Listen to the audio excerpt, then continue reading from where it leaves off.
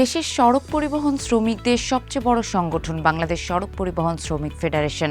সারা দেশে সংগঠনটির আওতাভুক্ত ইউনিয়নের সংখ্যা 253। পরিবহন খাতে শ্রমিক সংগঠনের নির্দিষ্ট সংখ্যা জানা গেলেও মালিক সংগঠনের সঠিক হিসাব পাওয়া যায় না। কেন্দ্রীয়ভাবে বাংলাদেশ সড়ক পরিবহন মালিক সমিতি, Bangladesh bus truck owners association ও বাংলাদেশ ট্রাক কাভার্ড ভ্যান মালিকি সমিতি পৃথক কার্যক্রম পরিচালনা করে আসছে। এসব সংগঠনের আওতায় আবার দেশের প্রতিটি জেলায় একাধিক সংগঠন থাকার কথা জানিয়েছেন সংশ্লিষ্টরা।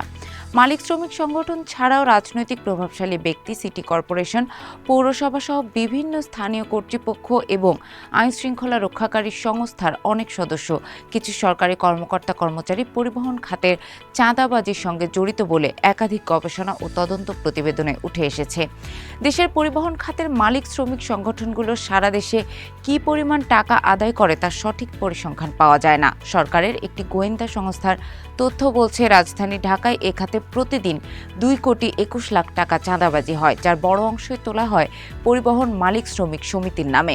বিভিন্ন সূত্রে জানা যায়, দেশের যত ধরনের বাণিজ্যিক পরিবহন রয়েছে সবগুলোকেই চলতে হয় চাঁদা দিয়ে। মাঠ পর্যায়ে খোঁজ নিয়ে জানা গেছে, পরিবহন ভেদে দৈনিক চাঁদা আদায়ের হার 10 টাকা থেকে কয়েক হাজার টাকা পর্যন্ত।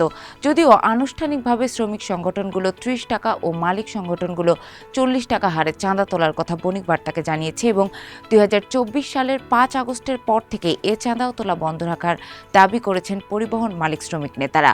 আদায়কৃত চাঁদার টাকা পরিবহন ব্যবস্থাপনা, সংগঠন পরিচালনা ও নেতাদের সম্মানের পেছনে ব্যয় হয় বলে পরিবহন মালিক শ্রমিক নেতাদের সূত্রে জানা গেছে। তবে আদায় করা চাঁদার তুলনায় এ ব্যয়কে নগণ্য হিসেবে উল্লেখ করেন খাত সংশ্লিষ্টরা। তারা বলছেন, আদায়কৃত চাঁদার বেশিরভাগ ব্যয়েরই দৃশ্যমান কোনো খাত নেই। এ টাকা মূলত মালিক শ্রমিক নেতারা নিজেদের মধ্যে ভাগ বাটোয়ারা করেন এবং এ খাতের প্রভাবশালী রাজনৈতিক ও প্রশাসনিক ব্যক্তিদেরও সে টাকার ভাগ দেন। দেশের সড়ক পরিবহন শ্রমিক খাতের প্রায় সব সংগঠন পরিচালিত হয় বাংলাদেশ সড়ক পরিবহন শ্রমিক ফেডারেশনের আওতায়। কার্যক্রম নিষিদ্ধ আওয়ামী লীগের কেন্দ্রীয় নেতা শাহজাহান খান এ সংগঠনে দীর্ঘদিন একক কর্তৃত্ব ধরে রাখেন। জানা গেছে, আওয়ামী লীগের পতনের পর সংগঠনটির নিয়ন্ত্রণ নিয়েছেন বিএনপিপন্থী শ্রমিক নেতারা। বাংলাদেশ সড়ক পরিবহন শ্রমিক ফেডারেশনে বর্তমানে সভাপতির দায়িত্বে রয়েছেন আব্দুর রহিম বক্স। তিনি বণিক বার্তাকে বলেন, ইউনিয়ন পরিচালনার জন্য 30 টাকা এবং ফেডারেশনে নির্ধারিত চাঁদার হার 10 টাকা। আমরা বাস থেকে এ টাকা তুলতে পারলেও 5 বছর ধরে ট্রাক থেকে টাকা তুলতে পারছি না। পরিবহন শ্রমিক সংগঠনগুলোর বিরুদ্ধে চাঁদাবাজির অভিযোগের বিষয়ে দৃষ্টি আকর্ষণ করলে আব্দুর রহিম বক্স বলেন, আমরা সামান্য 10 টাকা বা 30 টাকা চাঁদা তুলি। সড়কের মূল চাঁদাবাজি মালিক সমিতির নামে করা হচ্ছে উল্লেখ করে তিনি বলেন, আপনারা যাকে চাঁদাবাজি বলেন তার প্রকৃত চিত্র ভিন্ন।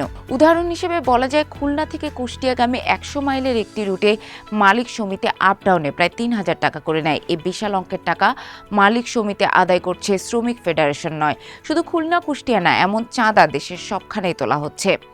দেশে পরিবহন খাতের মালিকদের সবচেয়ে প্রভাবশালী সংগঠন বাংলাদেশ সড়ক পরিবহন মালিক সমিতি। আওয়ামী লীগ শাসনামলে এই সংগঠনের শীর্ষ নেতা ছিলেন এনা পরিবহনের মালিক খন্দকার এনায়েতুল্লাহ। আওয়ামী লীগের পতনের পর এই সংগঠনের নেতৃত্বে এসেছেন বিএনপি পরিবহন মালিক হিসেবে পরিচিত সাইফুল আলম। মালিক সমিতির বিরুদ্ধে সড়কে মোটা অঙ্কের চাঁদাবাজির অভিযোগ বিষয়ে জানতে চাইলে সংগঠনটির মহাসচিব সাইফুল আলম বণিক বার্তাকে বলেন, অভিযোগটি সত্য নয় এবং সড়কে চাঁদা তোলার বিষয়টি ভুলভাবে উপস্থাপন করা হচ্ছে। টার্মিনাল ব্যবস্থাপনার জন্য পরিবহন কোম্পানিগুলোকে কিছু অর্থ ব্যয় করতে হয়, আবার প্রতিটি কোম্পানি পরিচালনার কিছু খরচ রয়েছে। Office staff, way bill, ticketing, counter master, serial man, গাড়ি রক্ষণাবেক্ষণ কর্মী সহ বিভিন্ন খাতে খরচ হয়। এই খরচের টাকা পরিবহন থেকে তোলা হয়। কোম্পানি ও পরিবহন মালিকরা পারস্পরিক চুক্তির মাধ্যমে খরচের এ টাকা ব্যয় করেন। এটা কোনোভাবেই চাঁদাবাজি নয়। 24-এর 5 আগস্টের পর থেকে মালিক সমিতির নামে সব ধরনের চাঁদা আদায় বন্ধ রয়েছে জানিয়ে সাইফুল আলম বলেন, অতীতে সমিতির নামে ইচ্ছামতো চাঁদাবাজি করা হয়েছে। 5 আগস্টের পর আমরা সব বন্ধ করে দিয়েছি। এখন দেশে নির্বাচিত সরকার এসেছে, তাই আমরা আলোচনা করে সমিতির জন্য চাঁদার একটি নির্দিষ্ট হার ঠিক করে দিতে চাই। পরিবহন মালিকদের আরেকটি শীর্ষ সংগঠন Bangladesh bus truck owners association. Jessore ও সাতক্ষীরা ছাড়া এ সংগঠনের জেলাভিত্তিক আর কোনো শাখা নেই। Bus truck owners association federation কোনো পরিবহন থেকে টাকা বা চাঁদা তোলে না বলে দাবি করেছেন সংগঠনটির সাধারণ সম্পাদক ও শ্যামলী এনার ট্রাভেলসের ব্যবস্থাপনা পরিচালক শুভঙ্কর ঘোষ রাকেশ।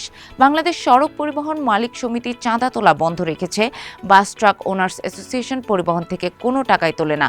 তাহলে সড়কে কারা টাকা তুলছে? এমন প্রশ্নের জবাবে শুভঙ্কর ঘোষ রাকেশ বলেন, শ্রমিক ফেডারেশন বা মালিক সমিতি নয়, পরিবহন থেকে টাকা তুলছে ভুঁইফোড় কিছু সংগঠন।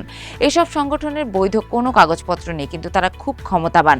আমি আজকে অর্থাৎ গত মঙ্গলবার দেখলাম গাবতলীতে দারুসালাম মোড়ে ছোট গাড়ি থেকে হঠাৎ করে এক ব্যক্তি এসে টাকা নিয়ে গেল।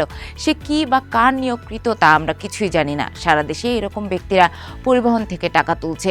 আমরা সাধারণ মালিকরা এ ধরনের ঘটনার সবচেয়ে বড় ভুক্তভোগী। ক্ষমতাচ্যুত আওয়ামী লীগ আমলে দেশের সড়ক পরিবহন খাতের অন্যতম প্রভাবশালী ব্যক্তি ছিলেন সাবেক নৌ পরিবহন মন্ত্রী শাহজাহান খান, আওয়ামী লীগ নেতা খন্দকার এনায়েত উল্লাহ ও জাতীয় পার্টির নেতা মশিউর রহমান রাঙ্গা। আওয়ামী লীগের পতনের পর পরিবহন খাতে জাতীয়তাবাদী শ্রমিক দলের প্রধান সমন্বয়ক ও সংসদ সদস্য শামসুর রহমান শিমুল বিশ্বাসের প্রভাব দেখা যাচ্ছে বলে জানিয়েছেন সংশ্লিষ্টরা। পরিবহন খাতে চাঁদাবাজির বিষয়টি নিয়ে দৃষ্টি আকর্ষণ করলে শিমুল বিশ্বাস বণিক বার্তাকে বলেন, আমি প্রায় 4 দশক ধরে পরিবহন নিয়ে কাজ করছি।